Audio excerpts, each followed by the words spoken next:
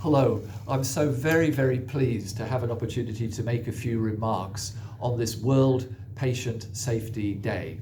My name is Paul Hunt, I'm the Chief Human Rights Commissioner in New Zealand, but today I'm liberated.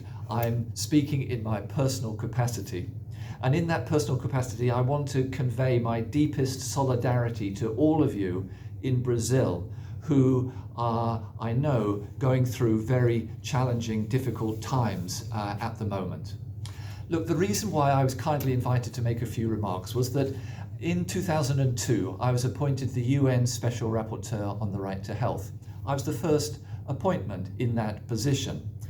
And my first substantive report that I made as UN Special Rapporteur, I wrote about sexual and reproductive health rights.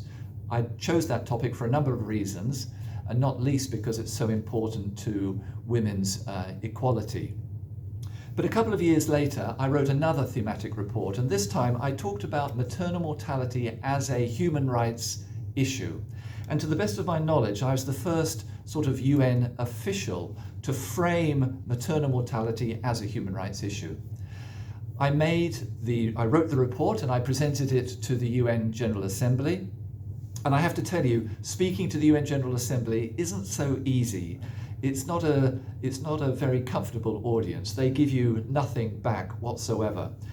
However, on this occasion, to my astonishment, there was a ripple of applause when I framed maternal mortality as a human rights issue. It's the first time I've been applauded in the UN General Assembly, and it's been the last time. So something struck a chord, even in the UN General Assembly, something struck a chord framing maternal mortality as a human rights issue. A few years after that, I wanted to advance the discussion, so I was invited to India, and I wrote a report in India on maternal mortality in India, because I wanted to explore in more detail what maternal mortality as a human rights issue, what it meant in practice, in communities, in sometimes rural health clinics.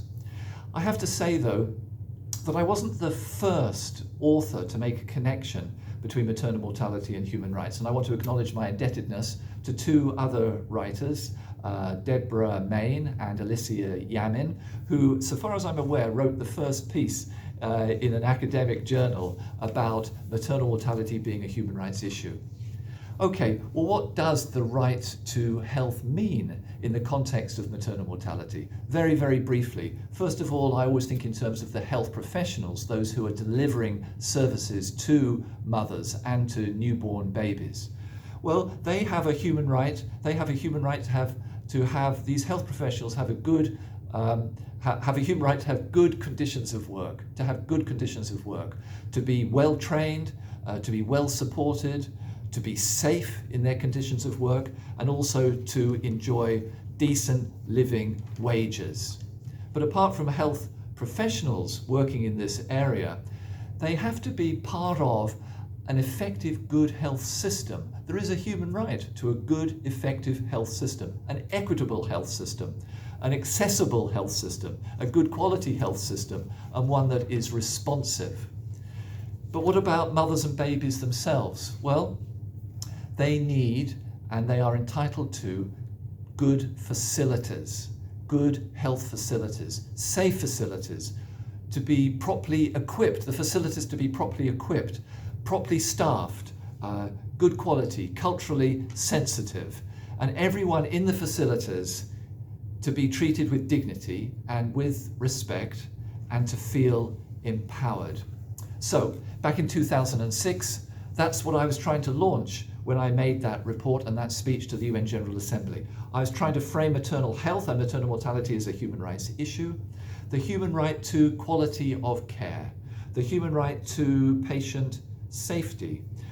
And this, I know, is what energizes you on this special day. And I want to, from the bottom of my heart, I want to congratulate you on your indispensable, life-saving, and life-enhancing, wonderful work.